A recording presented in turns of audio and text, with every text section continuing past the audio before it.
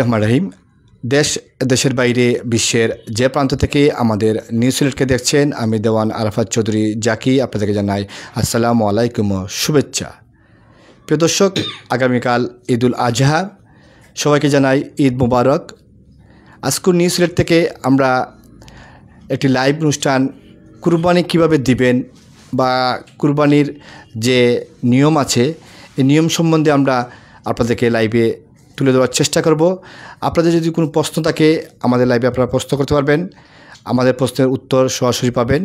আমাদের সাথে উপস্থিত আছেন হাফিজ মাওলানা মুফতি জনাব আবু তাহের, ইমাম, সিলেট কোয়ারপাড় জামে মসজিদ।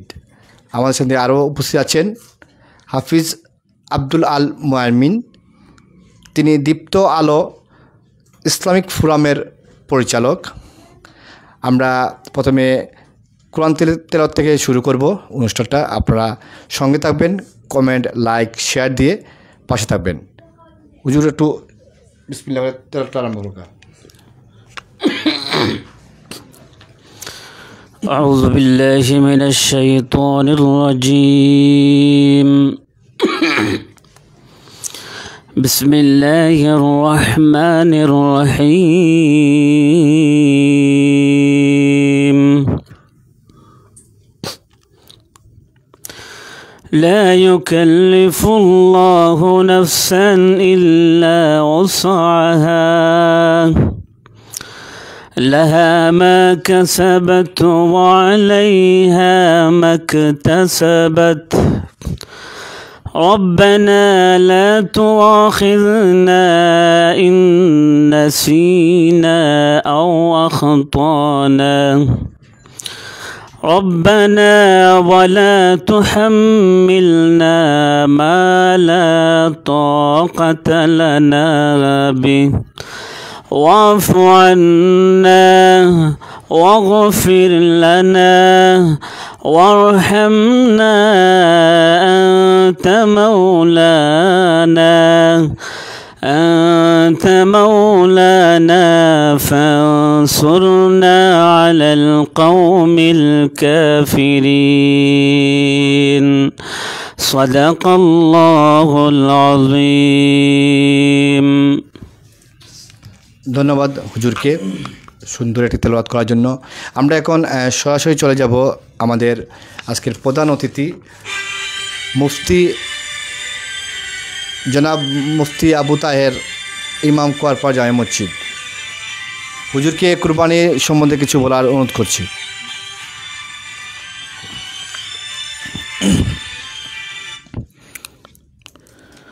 الله أكبر الله أكبر لا إله إلا الله والله أكبر الله أكبر ولله الحمد نحمده ونصلي على رسوله الكريم أما بعد فأعوذ بالله من الشيطان الرجيم بسم الله الرحمن الرحيم إنا أعطيناك الكوثر فصل لربك وانحر إن شانئك هو الأبتر وعن أبي هريرة رضي الله تعالى عنه قال قال رسول الله صلى الله عليه وسلم من وجد سعة فلم يضحي فلا يقربن مصلانا أو كما قال عليه الصلاة والسلام। দেশ এবং দেশের বাইরে থেকে, কাছে এবং দূরে থেকে, যে যেখান থেকেই আমাদের এই লাইভ অনুষ্ঠানটি দেখছেন, সকলকে জানাচ্ছি আন্তরিক মোবারকবাদ এবং পবিত্র ঈদুল আজহায়ের শুভেচ্ছা। প্রিয় দর্শকবৃন্দ, আপনারা সকলেই জানেন আজ জিলহজ মাসের 10তম রাত্রি চলতেছে। বাংলাদেশের পরিভাষায় আমরা যেই রাত্রিটিকে চাঁদ রাত্রি বলি, এই রাত্রের অনেক ফজিলত রয়েছে এবং অনেক গুরুত্ব রয়েছে, কিন্তু আমরা জেনে বা না জেনেই, বুঝে না বুঝেই এই রাত্রিকে বেহুদা এবং অনর্থক কাজে আমরা ব্যবহৃত করি। অথচ عن أبي أمامة الباهلي رضي الله تعالى عنه قال قال رسول الله صلى الله عليه وسلم من قام ليلة العيدين محتسبا لله لا تموت قلبه يوم تموت القلوب। আবু উমামা বাহিলি রাদিয়াল্লাহু তাআলা আনহু থেকে বর্ণিত, রাসূলুল্লাহ সাল্লাল্লাহু আলাইহি ওয়াসাল্লাম বলেন, যে ব্যক্তি দুই ঈদের দুই রাত্রিতে আল্লাহ তাআলার সন্তুষ্টির জন্য এবং সওয়াবের আশায় দণ্ডায়মান হবে, অর্থাৎ নামাজ আদায় করবে কিংবা নফল ইবাদতে লিপ্ত থাকবে, তার অন্তর মরবে না যেদিন সকল মানুষের অন্তর মরে যাবে। সেজন্য আমরা আজকের এই রাত্রিকে এই রাত্রি ইবাদতের মধ্যে মশগুল থাকি এবং ইবাদতের মাধ্যমে এই রাত্রি আমরা যাপন করার চেষ্টা করি ইনশাআল্লাহ। সেই হিসাবেই আমরা আজকের এই লাইভ অনুষ্ঠানটি আমাদের শুরু হচ্ছে এবং এখানে দিনই কিছু মোজাকারা হবে। যেহেতু আগামীকাল কুরবানি ঈদ, সেই হিসাবে আমি মোহতারাম ভাইয়ের অনুরোধে আপনাদের সম্মুখে কুরবানির ইতিহাস, গুরুত্ব, ফজিলত সংক্রান্ত এবং কুরবানি সংক্রান্ত কিছু মাসাইল নিয়ে আলোচনা করব ইনশাআল্লাহ। তো আমরা সকলেই জানি যে এই কুরবানিটা আসলে যে আগামীকালকে যে কুরবানির ঈদ, এই ঈদটা আসলে কিভাবে শুরু হইলো, আমাদের পর্যন্ত ঈদটা কিভাবে শুরু হয়েছে যদি আমরা হাদিসের দিকে তাকাই, তাহলে আনাস ইবনে মালিক রাদিয়াল্লাহু তাআলা আনহু قال قدم النبي صلى الله عليه وسلم المدينة, রাসূলুল্লাহ সাল্লাল্লাহু আলাইহি ওয়াসাল্লাম যখন মদিনার মধ্যে আসলেন, ওয়ালাহুম ইয়াওমান ইয়ালআবুনা ফিহা, মদিনায় এসে দেখতে পেলেন যে মদিনাবাসীর এমন দুইটা দিন রয়েছে যে এই দুই দিনে মদিনাবাসীরা খেলাধুলা করে। তো রাসূলুল্লাহ সাল্লাল্লাহু আলাইহি ওয়াসাল্লাম বললেন যে মাহাদানিল ইয়াওমান, এই দুই দিনটা কি? তখন তারা বলল যে কুন্না নালআবু ফিহিমা ফিল জাহিলিয়াতি, আমরা এই দুই দিনে জাহিলি যুগের মধ্যে আমরা খেলাধুলা করতাম। তো রাসূলুল্লাহ সাল্লাল্লাহু আলাইহি ওয়াসাল্লাম বলেন যে ইন্নাল্লাহা কাদ আবদালাকুম বিহিমা খায়রাম মিনহুমা, আল্লাহ তাআলা তোমাদেরকে এই দুই দিনের বিনিময়ে এই দুই দিন থেকে আরও উত্তম দুইটি দিন দান করেছেন। সেই দুইটি দিন হলো ইয়াউমাল ফিতরি ও ইয়াউমাল আযহা, একদিন হলো ঈদুল ফিতরের দিন, আরেকটা হলো ঈদুল আজহার দিন। এই যে ঈদুল আজহা আমরা বলি, আল উদহিয়াতু মানে সেটা হচ্ছে কুরবানি, যে কুরবানির দিনকেই ঈদুল আজহার দিন বলা হয়। তো যেহেতু আমরা আগামীকালকে কুরবানি হবে, আমরা কুরবানির কিছু ইতিহাস আমরা জেনে নেই। কুরবানি তো মূলত যে শুধুমাত্র উম্মতে মুহাম্মাদির উপর ফরজ ছিল, বিষয়টা এমন নয়। উম্মতে মুহাম্মাদি ছাড়াও এর অনেক আগ থেকেই কুরবানির প্রচলনটা শুরু হয়েছে। যেমন কোরআনুল কারীমের মধ্যে আল্লাহ রাব্বুল আলামিন বলেন, ওয়ালিকুল্লি উম্মাতিন জাআলনা মানসাকান লিয়াজকুরু ইসমাল্লাহি আলা মা রাযাকাহুম মিন বাহিমাতিল আনআম, প্রত্যেক উম্মতের জন্যই আমি কি করেছি, কুরবানির এই বিষয়টাকে আমি প্রস্তুত করেছিলাম। এখান থেকেই বোঝা যায় যে কুরবানি আমাদের থেকে অনেক আগ থেকেই কুরবানির প্রচলন শুরু হয়েছে। এবং কোরআনুল কারীমের আরেকটা আয়াতের দিকে যদি আমরা লক্ষ্য করি, সেখানে মহান আল্লাহ রাব্বুল আলামিন বলেন, ইজ কররাবা কুরবানান ফাতুকুব্বিলা মিন আহাদিহিমা ওয়া লাম ইউতাকাব্বাল মিনাল আখার, যখন তারা উভয়ে কুরবানি করলো তখন একজনের কুরবানিকে কবুল করা হলো এবং আরেকজনের কুরবানিকে কবুল করা হয় নাই। তাহলে বোঝা যায় হযরত আদম আলাইহিস সালাতু ওয়াস সালামের যুগ থেকেই কুরবানি ছিল। কিন্তু আমরা যদি হাদিসের দিকে লক্ষ্য করি তাহলে দেখতে পাই আল্লাহ রাসূল সাল্লাল্লাহু আলাইহি ওয়াসাল্লাম এই কুরবানিকে সুন্নাতু আবিকুম ইব্রাহিম আলাইহিস সালাতু ওয়াস সালাম বলেছেন। এখন আমাদের মনে একটা প্রশ্ন জাগে যে কুরবানি তো আদম আলাইহিস সালাতু ওয়াস সালামের যুগেই ছিল, তাহলে কুরবানিটা কেন সুন্নাতু আবিকুম ইব্রাহিম আলাইহিস সালাতু ওয়াস সালামের সুন্নত হলো? তো এই প্রশ্নের উত্তর দেন মুহাদ্দিসিনে কেরাম যে অবশ্যই কুরবানিটা আদম আলাইহিস সালাতু ওয়াস সালামের যুগে ছিল, কিন্তু আমরা যে পশু জবাই করি, এই পশুর কোরবানির যে নিয়মটা শুরু হয়েছিল হযরত ইব্রাহিম আলাইহিস সালাতু ওয়াস সালাম। যেমন হাদিসের পাকের মধ্যে সাহাবায়ে কেরাম বলেন যে আল্লাহ রাসূল সাল্লাল্লাহু আলাইহি সাল্লাতু ওয়াস সালাম সাহাবায়ে কেরামদেরকে বলেন যে হে সুন্নাতু আবিকুম ইব্রাহিম। সাহাবায়ে কেরাম বলেন মা হাযিহিল আযাহি, আল্লাহ রাসূল সাল্লাল্লাহু আলাইহি সাল্লাতু ওয়াস সালাম বলেন হে সুন্নাতু আবিকুম ইব্রাহিম। সাহাবায়ে কেরাম পরবর্তীতে আরও বলছেন, হাদিসটা অনেক লম্বা, ফামালানা তাহলে আমাদের কি হলো? তো আল্লাহ রাসূল সাল্লাল্লাহু আলাইহি ওয়াসাল্লাম বলেন যে বিকুল্লি শারাতিন হাসানা, হাদিসটা অনেক লম্বা। যেটা আমরা বুঝতে পারি যে আসলে কুরবানি ইতিহাসটা, আমরা যে পশুর কুরবানি করি, পশু দ্বারা জবাই কুরবানি করি, এই কুরবানির ইতিহাসটা হযরত আদম আলাইহিস সালাতু ওয়াস সালাম থেকেই শুরু হয়েছিল। তো হজরত ইব্রাহিম আলাইহিসসালামের কাছ থেকেই শুরু হয়েছিল। হজরত ইব্রাহিম আলাইহিসসালাম শেষ সময়ে এসে আল্লাহ রব্বুল আলমিনের শাহী দরবারে কায়মনা বাক্যে এরকম মোনাজাত করেছিলেন, রব্বি হাবলি মিনাস সালিহিন, হে আল্লাহ আপনি আমাকে একজন নেক সন্তান দান করুন। তো আল্লাহ রব্বুল আলমিন ইব্রাহিম আলাইহিসসালামের দোয়ার বদৌলতে ইব্রাহিম আলাইহিসসালামকে একজন নেক সন্তান দান করলেন। এবং কোরআনুল কারীমের এরপরের আয়াত রব্বে কারীম বলছেন, ফাবাশশারনাহু বিগুলামিন হালিম, আমি ইব্রাহিমকে একজন সহনশীল বালকের কি দিলাম, সুসংবাদ দান করলাম। কিন্তু এই সহনশীল বালকটা যখন ফালাম্মা বালাগা মাহু সাইয়া, ইব্রাহিম আলাইহিসসালামের সাথে যখন এই সহনশীল বালকটা কিছু দৌড়ঝাঁপ করার বয়সে উপনীত হলো, ঐতিহাসিকগণ বলেন এই বয়সটা তখন ছিল 14 বছর। আরও কোনো ঐতিহাসিক বলেন এই ইসমাইল আলাইহিসসালামের বয়স তখন 7 বছর ছিল।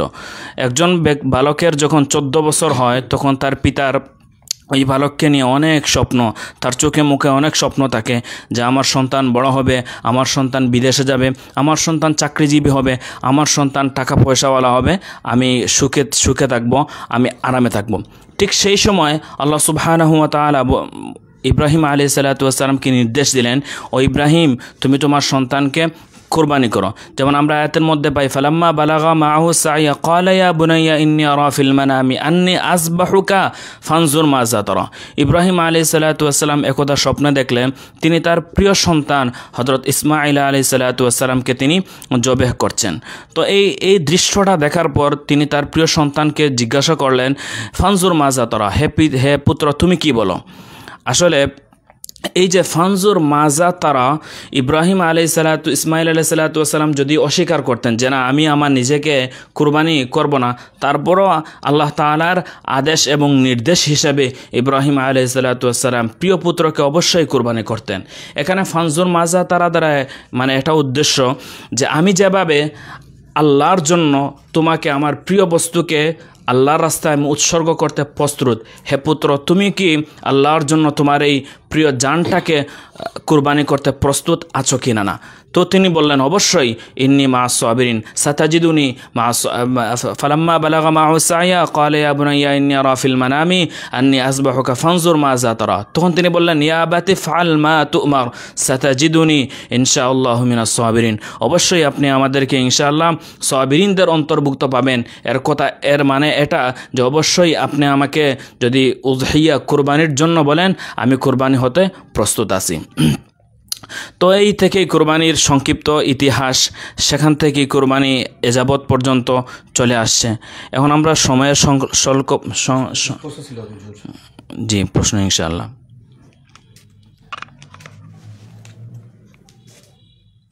ধন্যবাদ হুজুরকে, আসলে সুন্দর একটি পরামর্শ দিয়েছেন এবং কুরবানির বিষয়ে সমস্ত কিছু বলেছেন। আমরা হুজুরের কাছে জানতে চাইবো যে কার নামে কুরবানিটা দেওয়া হবে। অনেকে তো 7 নাম দেয়, এই 7 নামের তাৎপর্যটা আপনি একটু বলবেন। আর শরিকানা কুরবানি কিভাবে দেব, আর একটা প্রশ্ন আছে কয় বা কীভাবে কয়টা ভাগ করতে হবে আমাদের এই কুরবানিটা। ধন্যবাদ আপনাকে, আপনি একটি সুন্দর প্রশ্ন করেছেন। মূলত আমরা আমাদের সমাজে যে বিষয়টা প্রচলিত যে কার নামে কুরবানি দেব, কুরবানি হবে একমাত্র আল্লাহ সুবহানাহু ওয়া তাআলার নামে। যদি কেউ বলে আমি আমার পিতার নামে কুরবানি দিচ্ছি, তাহলে এই কথাটা শিরক হবে।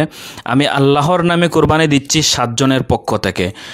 একটা বেড়া, ছাগল, দুম্বা এগুলোতে একজনের পক্ষ থেকে আল্লাহর নামে কুরবানি দেওয়া যায়, এবং গরু, মহিষ, উট এগুলোতে 7 ভাগে 7 জনের পক্ষ থেকে আল্লাহর নামে কুরবানি দেওয়া যায়। যেমন আমরা হাদিসে পাকের মধ্যে দেখি, আন যায়েদ ইবনে আরকাম রাদিয়াল্লাহু তাআলা আনহু قال, যায়েদ ইবনে আরকাম রাদিয়াল্লাহু তাআলা আনহু বলেন যে আমরা নাহরনা মা রাসূলিল্লাহি সাল্লাল্লাহু আলাইহি ওয়াসাল্লাম আমাল হুদাইবিয়াতি আল বাকারাতা আন 7 ওয়াল বাদানাতা আন 7।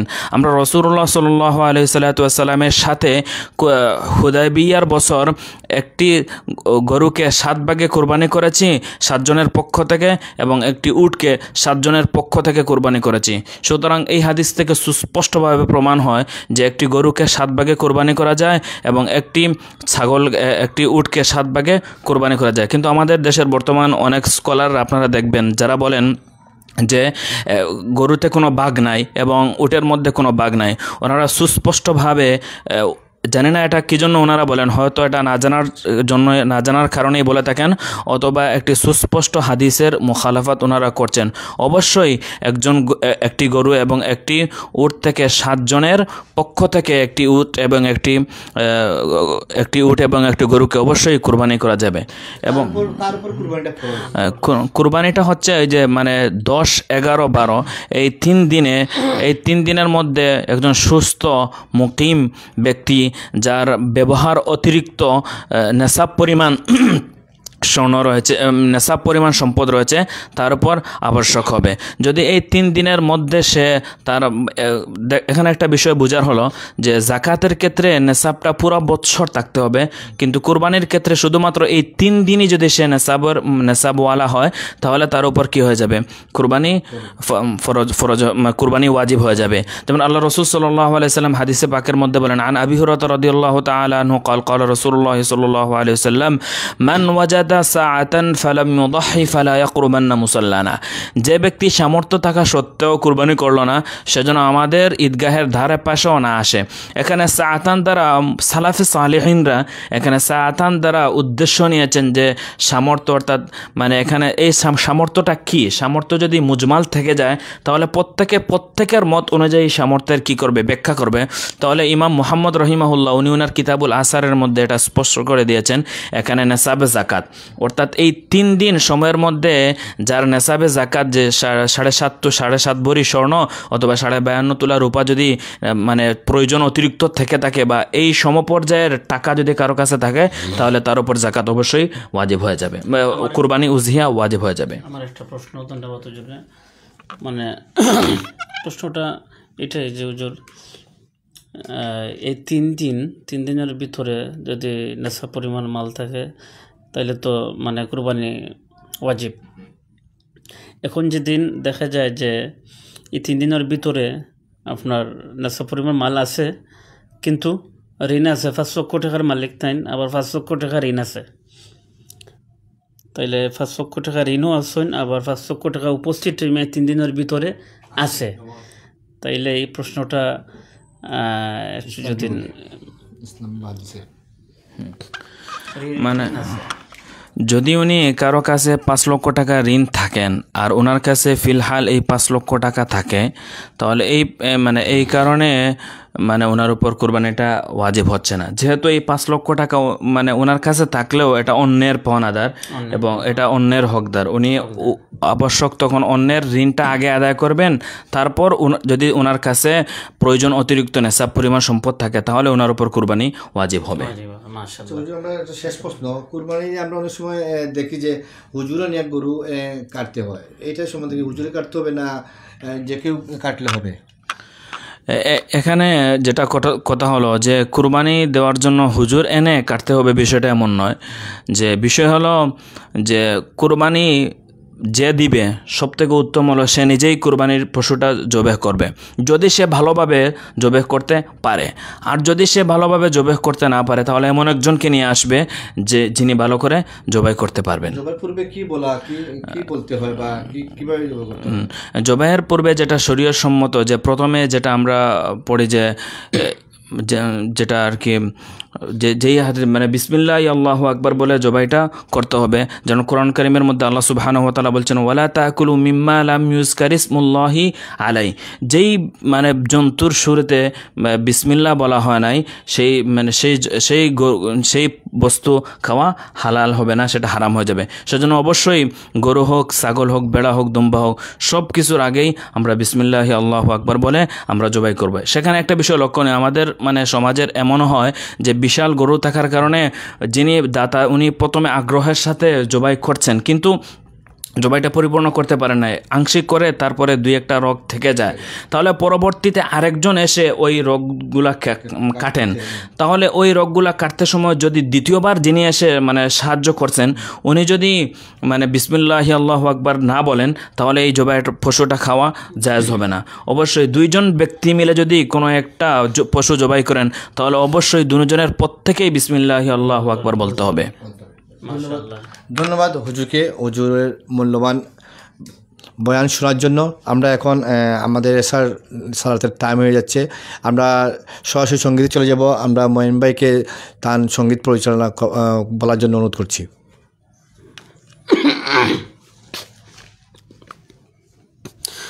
আমি একটি ইসলামী সঙ্গীত পরিবেশন করব, যে ইসলামী সঙ্গীতটি বিলাসী জীবন, যেটা নাম কয়েকদিন পূর্বে আমি সেটা গেয়েছি এবং আমার ইউটিউব চ্যানেল আব্দুল্লাহ মুহাইমিন সেটাতে আমি রিলিজ করেছি। এবং ঈদ উপলক্ষে আমার আরেকটি মা সঙ্গীত, এটাও ঈদের 2-1 দিন পর আসা ইনশাল্লাহ বাইর হবে।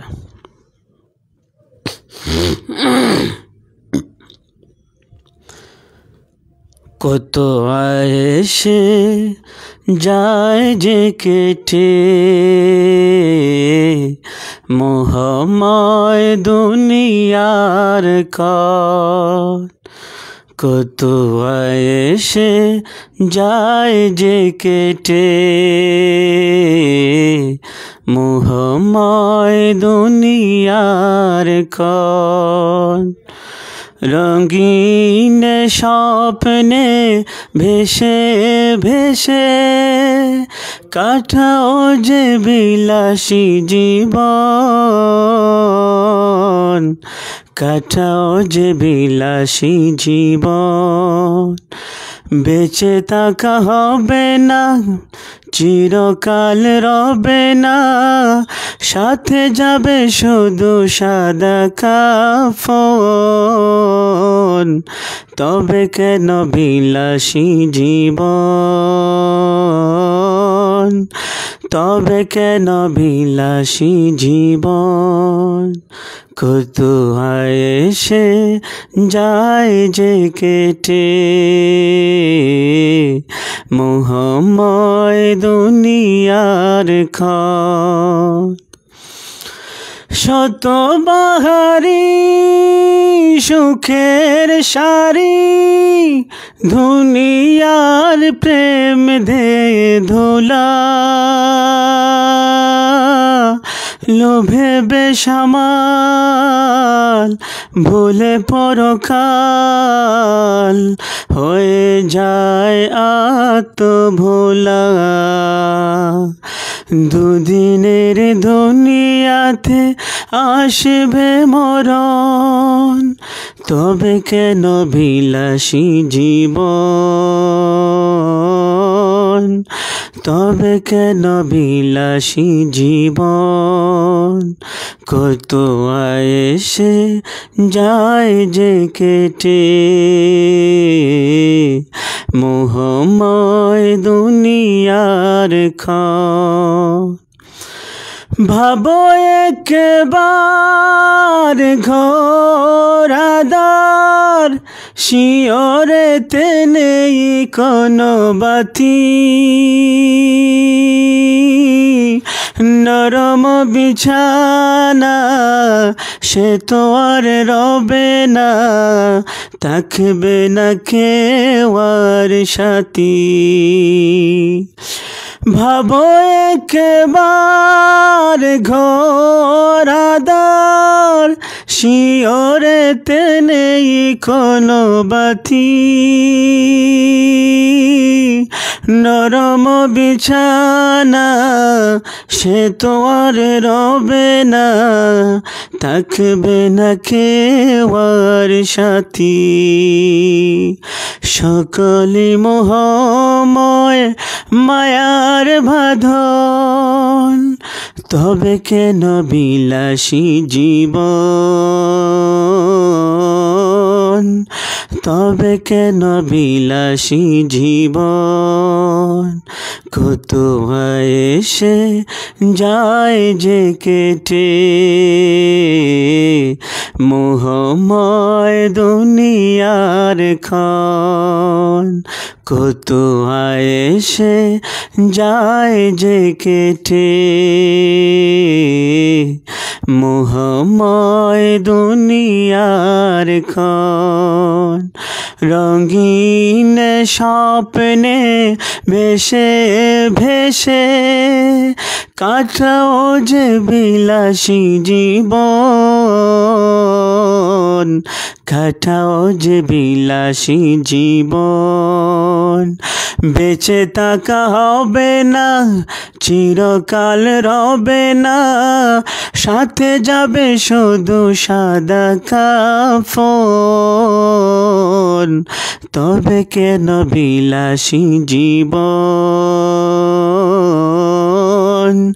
তবে কেন বিলাসী জীবন। ধন্যবাদ নিউ সিলেটকে ধন্যবাদ আজকের এই মনমুগ্ধকর আয়োজন করার জন্য। গুরুত্বপূর্ণ কথা হয়েছে মাসলা মাসাইল নিয়ে, কোরবানির বিষয়ে, এবং একটি ইসলামী সঙ্গীত ইসলামী সঙ্গীত পরিবেশন করলাম। আজকের আয়োজনটাকে ধন্যবাদ, ও জাকির ভাইকে বিশেষ করে ওনার দীর্ঘায়ু নেক হায়াত কামনা করছি। ধন্যবাদ আমরা হুজুর থেকে জানাই। আমরা ইনশাল্লাহ পরবর্তীতে কিন্তু আরও লম্বা সময় ধরে আমরা অন্য সময় নিয়ে আসবো, কারণ এখন তো কুরবানির সময় প্লাস আমাদের এশার আজানো হয়ে যাচ্ছে। আমাদের সাথে থাকার জন্য সবাইকে ধন্যবাদ জানাচ্ছি। সবার ঈদ যেন সুন্দর শান্তিময় হোক। আপনারা সবসময় আমাদের সঙ্গে থাকবেন, নিউজ সিলেটের পাশে থাকবেন। ধন্যবাদ সবাইকে।